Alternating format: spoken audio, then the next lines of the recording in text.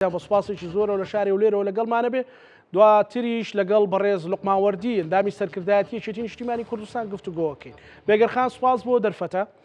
من سەرەتا دەمەوێت هەر پرسیارێکی مەتاتی بکەم. هەڵسەنگاندنی تۆ بۆ تۆ بەڕێستان هەم قیادی بووی و قیادی لە ناو یەکێتی نیشتیمانی کوردستان و هەمیش لە ناو حکوومەت بووی، هەردوو دیوەکەت بینیوە. هەڵسەنگاندنت چی بوو بۆ پێکهێنانی کابینەیە کە هاوڵاتی و میلەت تێیدا سەنتەر بێ؟ زۆر زۆر سپاس کاکزانە، سپاس بۆ کورسات نیوز بۆ ئەم دەرفەتە. دیارە لەسەر پەیامەکەی جەنابی سەرۆک بافەڵ کە لە دوێنێ شەو لە کورسات نیوز پەخشکرا، جگەلەوەی کە وەکو جەنابەت ئاماژەت پێدا کارداوەنەوەیەکی زۆر زۆر گەورەی دروست کرد، چ لە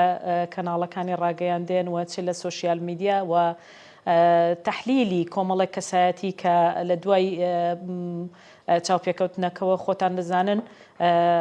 کۆمەڵی خەڵک هەڵسەنگانی لەسەر ناوەوەخنی ینی ناوەڕۆکی پەیامەکەی یاخود چاوپێکەوتنەکە لەسەری نووسرا. ئەوەی کە بەلای منەوە گرنگە دەمەوێت شتێک جەخت لێ بکەمەوە، ئەویش ئەوەیە کە شێوازی کارکردنی سیاسی جەنابی سەرۆک یەکێتی نیشتیمانی کوردستان بە جیاوازتر لە سەرکردە سیاسیەکانی تر چ لە ڕابردوو چ لە ئێستادا کۆمەڵێک ڕەهەند لە خۆی دەگرێت کە لەوانەیە شێوازی سیاسەتکردنیەکی جیاواز بێ بە جۆرێک کە ڕاستەوخۆ لە دەرگای دڵی خەڵک دەدات، کە ئەمە بۆ خۆی دەچێتە چوارچێوەیەکی واقعیانە لە جوڵاندنی هەستی خەڵک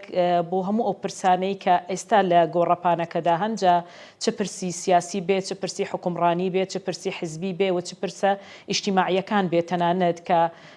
ڕەهەندێکی سەرەکی لە گفتوگۆکانی بوو تایبەت بە ژیانی خۆی، ژیانی خێزانی مناڵەکانی و چۆنیەتی پەروەردەبوونی خودی خۆی و مناڵەکانی سەبارەت بە کای حکومڕانی لە هەرێمی کوردستاندا کە لە چەقی گفتوگۆکانیدا بەڕێزیان ئاماژەیان پێدا. خۆتان دەزانن ئێمە لە بەردەمی پێکهێنانی کابینەی دەیەمی حکوومەتی هەرێمی کوردستانداین. پەیامی یەکێتی لە یەکەم ڕۆژی بانگەشەی هەڵبژاردن تا ئەو کاتێک کە هەڵبژاردنیش تەواو بوو، پەیامێکی ڕوون و ڕاشکاو بوو، پەیامێک بوو کە دەکرێت بڵێم لە سەرکردەیەکی سیاسی کە کۆمەڵێک ڕەهەندی جیاواز لە ناو پەیامەکانیدا گەیشتە خەڵک، بەڵام لە هەمان کاتیشدا پەیامێکی واقعیانە. ینی ئەوەی کە من دەمەوێت بیڵێم جەنابی سەرۆکی یەکێتی نیشتیمانی کوردستان عادەتەن شێوازی دەربڕینەکانی بە جۆرێکە کە نایەوێت نمایش لەگەڵ خەڵکی خۆیدا بکات، نایەوێت جۆرێک لە سیاست بکە بە شێوازێک کە بیەوێت خەڵک چەواشە بکە بە سیاستکردنی، بەڵکو دەیەوێت ڕاستەوخۆ لە ڕێگەی ئەو پەیامانەی کە هەیەی بە خەڵک بڵێ کە من وەکو سەرکردەیەکی سیاسی کە ئێستا بە نەمەڵێکی تازە لە گۆڕەپانەکەدا کار دەکەم، دەمەوێت هەماهەنگی تەواوەتی بکەم بۆ بەرجەستەکردنی ئەو خواستانەی کە هەتانە لە ڕێگەی سیستەمی حکومڕانی لە هەرێمی کوردستاندا. هەمومان دەزانین کاکزانە لە ڕابردوودا ڕاستە یەکێتی نیشتیمانی کوردستان لە کابینەیەک لە دوایەکەکاندا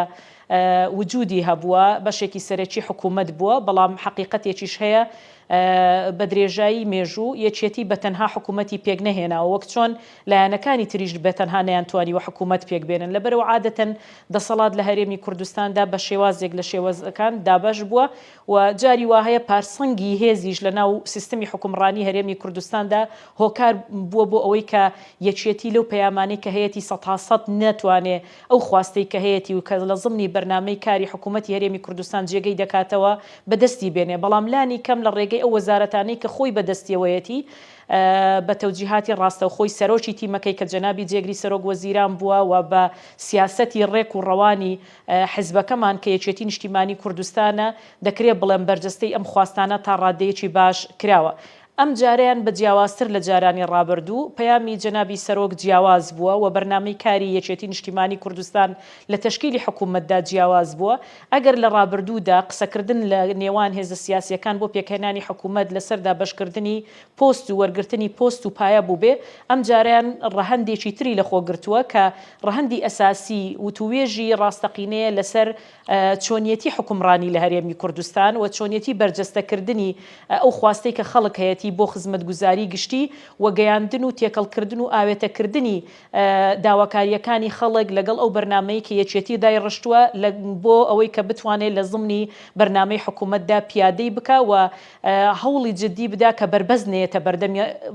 بەرنمەکەی تاوەکو بتوانێت بە تەواوەتی ئاوێتە بێ لەگەڵ خواستی خەڵک. ئەمە یەکێک بوو لە ڕەهەندە هەرە سەرەکیەکانی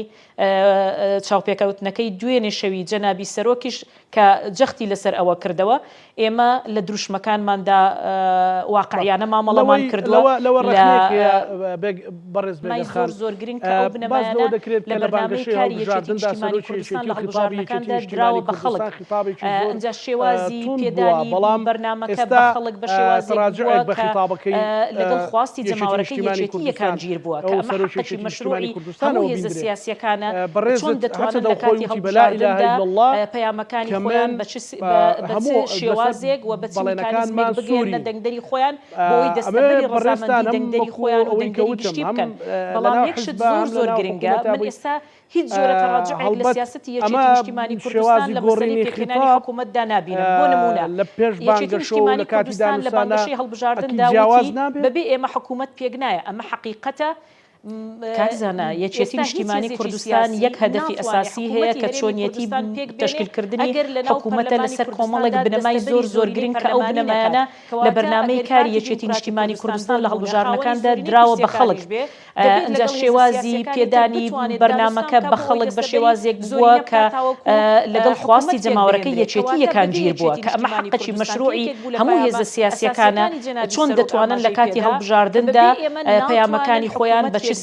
بە چ شێوازێک و بە چ میکانیزمێک بگەێنە دەنگدەری خۆیان بۆی دەستەبەری ڕەزامەندی دەنگدەری خۆیان و دەنگدەری گشتی بکەن. بەڵام یەکشت زۆر گرنگە من ئێستا هیچ جۆرە تەڕاجعێک لە سیاسەتی یەکێتی نیشتیمانی کوردستان لە مەسەلەی پێکهێنانی حکوومەتدا نابینم. بۆ نمونە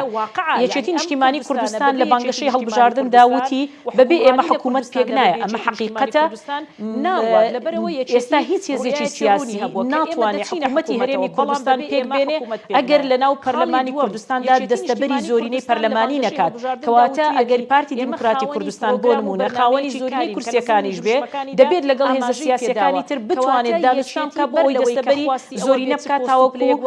حکوومەت پێک بهێنرێت. کەواتە بەبێ یەکێتی نیشتیمانی کوردستان کە یەکێک بوو لە پەیامە ئەساسیەکانی جەنابی سەرۆک ئاماژەی پێدا کە بەبێ ئێمە ناتوانن حکوومەت پێک بهێنن. کەواتە ئێمە تەڕاجعمان لە هیچ جۆرە موقفێکی خۆمان نەکردووە بەڵکو ئێمە ئەو کاتە پەیامەکەمان ڕوون بووە ئامادەیمان تێدا بووە کە بچینە ناو حکوومەت لەبەرەوەی کە ئێمە خاوەنی نفوزی جوگرافیایەکی تایبەتی خۆمانمان هەیە دەسەڵاتی خۆمانمان هەیە واقعا یعنی ئەم کوردستانە بەبێ یەکێتی نیشتیمانی کوردستان و حکومڕانی لە کوردستاندا بەبێ یەکێتی نیشتیمانی کوردستان ناڕوات لەبەرەوە یەکێتی ڕوئایەکی ڕوونی هەبووە کە ئێمە دەچینە حکوومەتەوە بەڵام بەبێ ئێمە حکوومەت پێک نایە. خاڵی دووەم یەکێتی نیشتیمانی کوردستان لە بانگەشەی هەڵبژاردندا وتویەتی ئێمە خاوەنی پرۆگرام و بەرنامەیەکی کارین کە لە زمنی دروشمەکانیدا ئاماژەی پێداوە. کەواتە یەکێتی بەر لەوەی کە خواستی ئەوە بێت چ پۆست و پلەیەک وەردەگرێ بە واضحی وتویەتی من لەسەر بەرنامەی کار و چۆنیەتی حکومڕانی میکانیزمەکانی کاری حکومڕانی من دانوستان دەکەم. تا ئێستا دەیان جەلسەی دانیشتن لە نێوان تیمی هەردوولادا هەبووە باز لە پۆست نەکراوە باز لە میکانیزمی کارکردن و گەڵاڵی ئەو بەرنامەیە کراوە کە یەکێتی نیشتیمانی کوردستان بۆ کارکردن لەناو حکوومەتی هەرێمی کوردستان لە پەرلەمانی کوردستان لە سەرۆکایەتیەکان لە دەسەڵاتی تەنفیزی دەسەڵاتی دادوەری و لە پەرلەمان و لەناو وەزارەتەکاندا قەناعەتی پێیەتی کە ئەمەش هیچ جۆرە تەڕاجعێکی لەگەڵ ئەو دروشمە نەبووە کە جەنابی سەرۆک یاخود یەکێتی نیشتیمانی کوردستان لە کاتی هەڵبژاردنەکاندا بە خەڵکی وتووە. دوای ئەوە من دەمەوێت خاڵێکی تر ئاماژە پێ بدەم. جەنابی سەرۆک لە زمنی بانگەشەی ئینتیخابی زۆر بە واضحی ئاماژەی بە سیاسەتی یەکێتی نیشتیمانی کوردستاندا ئاماژەی بۆ ڕوئیانەدا کە یەکێتی نیشتیمانی کوردستان ئەگەر لە ڕابردوودا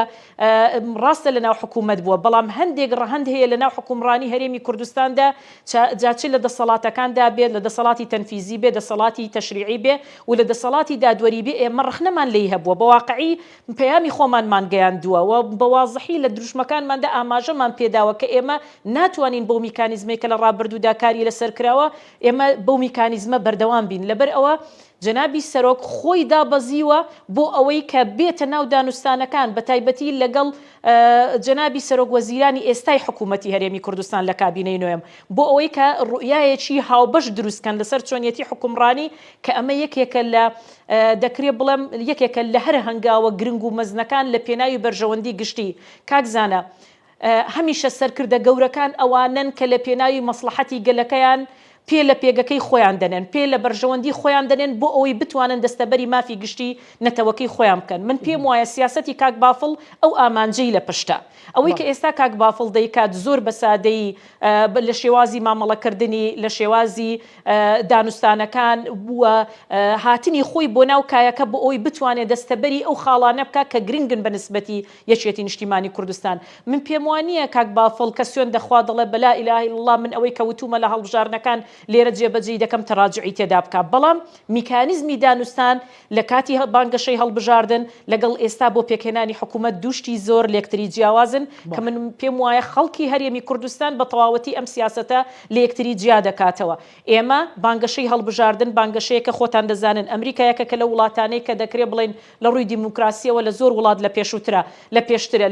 لە هەموو دنیا لە پێشترە بەڵام کاتێک کە دەکەوێتە ناو بانگەشەی ئینتیخابی سەرکردەکانیان تەنانەت تۆمەتی ئەخلاقی بۆ یەکتری دروست دەکەن کۆمەڵێک تۆمەتی لە بواری گەندەڵی و ینی شتی سیاسی دەخەنە پاڵ یەکتری سوپاس بۆ خوای گەورە ئێمە هەڵبژارنێکمان بەڕێکرد بەبێ ئەوەی کە هیچ کەسێک پەنجەی بەخوێندا بێ ئێمە هەڵبژارنێکمان بەڕێکرد لەگەڵ یەکتریدا تەقبولی ئەو بانگەشە ئینتیخابیە چڕوپڕەمان کرد کەوای کرد خەڵکێکی زۆر بێتە سەر سندوقەکانی دەنگدان ئەمە لایەنی ئیجابی و هەرە زێڕینی بانگەشەی ئینتیخابیەکە بوو کەوای کرد جەماوەری لایەنە سیاسیەکان بە حەماسەوە کە نزیکەی لەسەروی 170 دەنگدەر هاتووە دەنجی داوە ئەمە بۆ خۆی پەیامەکی وازەحە ئەگەر بەهات بایە و بە هەمان میکانیزمەکانی ڕابردوو بانگەشە بکرابە لە هەرێمی کوردستان لەوانەیە ئەو ڕێژە دەنگدەرە بەشداری ئینتیخاباتی نەکردبایە بۆیە من پێم وایە خەڵکی هەرێمی کوردستان لەوە تێدەگا و حقیقەتێکیش هەیە ئێمە ناتوانین نکۆڵی لێ بکەین ئەویش ئەوەیەکە میکانیزمی کارکردنی سیاسی ئێستا یەکێتی نیشتیمانی کوردستان و سەرۆکی یەکێتی نیشتیمانی کوردستان بەراورد بە ڕابردوو و لە کۆی کایەی سیاسی حکومڕانی هەرێمی کوردستان نەریتێکی تازەیە ئەم نەریتەیە کە ڕاستەوخۆیە ینی ڕاستەوخۆ لە درگەدانی دڵی خەڵکە ڕاستەوخۆ کۆکردنەوەی خواستی خەڵکە و ڕاستەوخۆ بەریەکەوتنە لەگەڵ ئەو ئامانجانەی کە خەڵک هەیەی بۆ ئەوەی بیکاتە میکانیزمێک لە بەرجەستەکردنی سیاسەتی گشتی یەکێتی و لە سیاسەتی حکومڕانی و تیمی یەکێتی لە حکوومەتدا بەڵێ بێگەرخان ینی لە ڕۆژگاری طبعاً هەر لە بەرمەبنای دیدارەکەی سەرۆکی یەکێتی نیشتیمانی کوردستان لە ڕۆژی یەکەمی مفاوەزاتەکەەوە تەحلیلی زۆر بۆ ئەو کۆبوونەوانە کراوە یەکێتی نەگەیشتە نەتیجە لەگەڵ پارتی لەبەرەوەی دوو وەزارەتی پێنەداوە کەچی ینی دەرکەوت هەم لە قسەکانی جێگری سەرۆکی پارتی کە سەرۆکی حکوومەتی ئێستاە کاک مەسرور و هەم لە قسەکانی سەرۆک بافڵیشدا کە باسی لەوە کردکە وتی وەڵای تا ئێستا ئێمە باسمان لە میکانیزمی ئیش کردووە کە بەڕێزت تەوزیحت لە سەریدا ئێستا قسەیەکی تر لەسەر ئەوە ئەکرێت کە ئەڵێن یەکێتی ڕازیە بە جێگرایەتی و بە بێدەسەڵاتی لەناو حکوومەت بێ جەنابەت ئێستا لەناو حکوومەتی وەزیری یعنی ئێستەشی لەگەڵدا بێت ئایا یەکێتی هیچ کاتێک بێدەسەڵاتی قبول کردووە تاکو ئێستا بەو دۆخەی کە یەک گر و یەک گوتار و ئەوەیە قبوڵیکە من دەمەوێت زۆر بە ڕاشکاوی بیڵم زۆر بە ڕاشکاوی مەسئولیەتی ئەوە هەڵدەگرم لە کابینەی نوێمی حکوومەتی هەرێمی کوردستان تیمی یەکێتی نیشتیمانی کوردستان تیمێکی زیندووی خاوەن مووقفی خاوەن بڕیاری خاوەن قسەی خۆی بۆ لە کۆبوونەوەکانی ئەنجومەنی وەزیران هەرگیز شتێک ئەگە لە بەرژەوەندی گشتی نەبوو بێ تیمی یەکێتی نیشتیمانی کوردستان قبوڵی نەکردووە لە جەنابی جێگری سەرۆک وەزیرانەوە بگرە بۆ وەزیرە بەڕێزەکان ئێمە هەمیشە خاوەن قسەی خۆمان بووین هەڵوێستمان هەبووە و تەنانەت خۆتان ئاگدارن جەنابی جێگری سەرۆک وەزیران و وەزیرەکانی یەکێتی ئێمە بایکۆتی دانیشتنەکانی ئەنجومەنی وەزیرانمان کردووە بەڵام حقیقەتێک هەیە کاکزانە دەبێ خەڵکی هەرێمی کوردستان بیزانێەوە دوێنێ جەنابی سەرۆکیش بە شێوازێک لە شێوازەکان ئاماژەی پێدا یەکێتی نیشتیمانی کوردستان کاتێک دەتوانێت بەرجەستەی هەموو ئەو خەونانە بکات کە لە خەڵکەوە وەری گرتووە خستوێتە ناو بەرنامەی کارەکەی خۆی و لەناو سیستەمی حکومڕانی هەرێمی کوردستاندا پیادەی بکە کە زۆرینەی هەرە زۆری کورسیەکانی پەرلەمانی بەدەستەوە بێ و بتوانێت خۆی حکوومەت تەشکیل بکە ئەو کاتە خەڵک دەتوانێت گلەی لە یەکێتی بکە، ئەو کاتە خەڵک دەتوانێت ڕخنە لە یەکێتی نیشتیمانی کوردستان بگرێ، بڵێ ئێوە دەنجی ئێمەتان بەکارهێنا بەڵام نەتان توانی ئەم ئامانجە بپێکن. ئێمە لەناو کابینەی نۆی حکوومەتی هەرێمی کوردستان ئێمە ڕێژەیەکی کەم بووین. ڕاستە جێگری سەرۆک وەزیرانمان هەبووە، ڕاستە 4-5 وەزارەتمان هەبوو، 5 وەزارەتمان هەبووە، بەڵام لەگەڵ ئەوەشدا دەکرێت بڵین ئێمە بەشێکی کەمینەی ناو حکوومەتی هەرێمی کوردستان بووینە. بەڵام لە هەمان کاتیشدا من لێرەوە دەیڵێم بەڕوون و ڕاشکاوی وەزیرەکان و تیمی وزاری یەکێتی و بە سەرۆکایەتی کاقوبات جێگری سەرۆک وەزیران دەنجی ڕاستەقینەی خەڵکی کوردستان بوونە و داکۆچیکەرێکی سەرسەختی مافی گشتی خەڵک بوونە و قسەی خۆمانمان هەبووە لەسەر هەموو ئەو کە مولەحەزەمان هەبووە لەسەری. قەد ڕۆژێک لە ڕۆژان ئێمە تەنازولمان لەو ماف و لەو مەبدە و لەو بەرنامەیە نەکردووە کە یەکێتی نیشتیمانی کوردستان پێی سپاردوین و بە پێچەوانەوە لەوانەیە زۆر شت لە ئەعلام نەوترێ. من ئەگەر وەکو وەزیرێکی یەکێتی لەناو قیادەی حیزبەکەم یاخود بۆ نمونە 2 ڕۆژی داهاتوو دیداری یەکێتیە، لەوانەیە زۆر نهێنی هەبوو بێ کە ئێمە کارمان لەسەر کردو، بەڵام لەوانەیە ئێمە نەتوانین لەناو ڕاگەیاندن بە شێوازێکی ئاشکرا یاخود زۆر کارە بوو بێ کردومانە ڕەدیمان داوەتەوە و ینی ڕامان گرتووە، بەڵام هێندێک شت هەیە لە ئەعلام ناوترێ. بۆیە من پێم وایە ئەوەی کە دەوترێت لەسەر یەکێتی نیشتیمانی کوردستان یەکێتی هەر پێگەچی هەبێ لەناو حکومڕانی هەرێمی کوردستان و لە دەسەڵاتی تەنفیزیات تەشریعیان لە ئەنجومەنی دادوەری ئەگەر وجودی هەبێ کە ئێمە پێمان وایە بۆ ئەنجومەنی دادوەری مەفروزە دەسەڵاتێکی سربەخۆ بێ و ئەمە لایەنی قەزایی ئەم وڵاتە دەگرێتەوە کە یەکێتی باوەڕی بە مەبدەئی سربەخۆیەتی دەسەڵاتی قەزایی هەیە، بەڵام لە دەسەڵاتی تەنفیزیدا لە هەر پێگەیەکدا بێ یەکێتی دەتوانێت تەمسیلی ڕاستەقینەی ئەو مەبدەانە بکە، ئەو مەبادیئانە بکات کە هەڵی گرتووە کە هەڵقوڵاوی ناوجەرگەی خەڵکی کوردستان و بە تایبەتیش جەماوەری یەکێتی نیشتیمانی کوردستانە و قەت سازشیشی نەکردووە لەسەر ئەو مەبادیئانە. هەر ئەوە ژوای کردووە ئێستا بۆ کابینەی دەیەمی حکوومەتی هەرێمی کوردستان یەکێتی قسە لەسەر پۆست ناکە، یەکێتی قسە لەسەر مەبادی حکومڕانی دەکا، یەکێتی قسە لەسەر ئەو شەراکەتە ڕاستەقینە دەکا کە دەبێت پیادە بکرێ، یەکێتی قسە لەسەر ئەو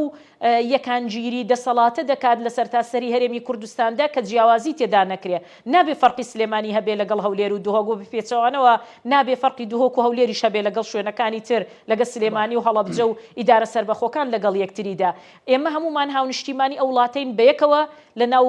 هەرێمی کوردستاندا دەژین، هەمومان مافمان هەیە و ئەو کەسانی کە بەرپرسیارەتی وەردەگرن دەبێ هەست بەو مەسئولیەتە بکەن کە من پێم وایە تیمی یەکێتی هەست بەو مەسئولیەتی سەرشانی خۆی دەکا لە زاخۆوە تاوەکو دەگاتە خانەقین خۆی بەخاوەنی دەزانێ و خزمەتی بەبێ جیاوازی کردووە و ئەو دانوستانەی ئێستاش بۆ ئەوەیە کە هەمان نەریت لەلایەن ئەو هێزانەوە پیادە بکرێ کە بەیەکەوە ئێمە حکوومەتیان لەگەڵ تەشکیل دەکەین. نابێ ئێمە ئەو جیاوازیە ببینینەوە، نابێ ئەم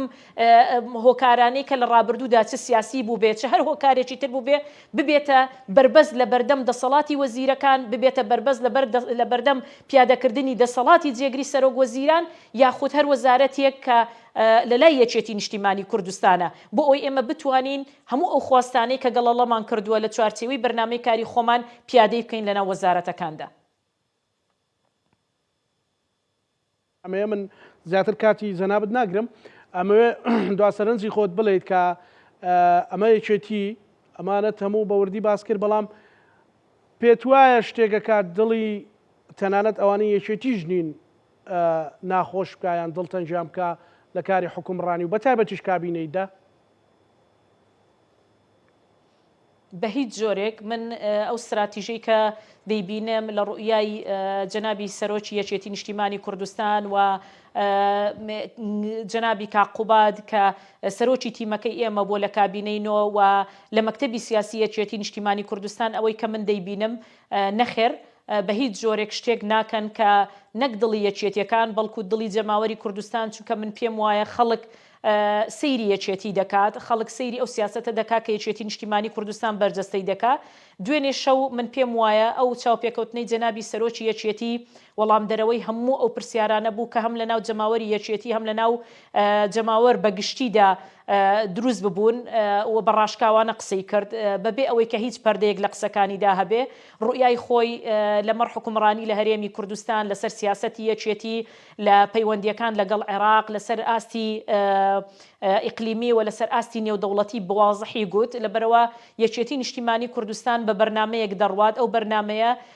بەرنمەیەکە کە پەسەندکراوی خەڵکی کوردستانە لە هەڵبژارنەکان و